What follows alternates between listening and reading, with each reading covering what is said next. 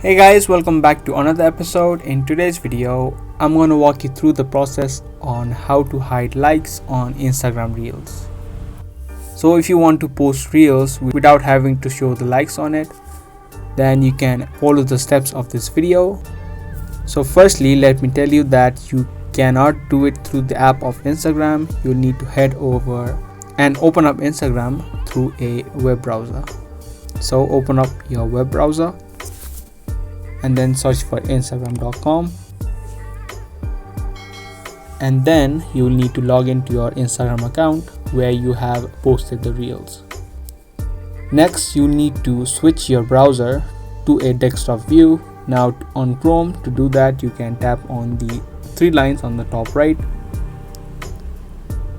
and then head over to desktop site. You can see that the Instagram now has been changed to a desktop site. Now you'll need to tap on your profile icon and then head over to profile. Now tap on a reel section and open up the reel. After you open up the reel, you'll see on the top or right of the screen three dots. You can tap on that and there you'll have an option for hide like counts, and there you go.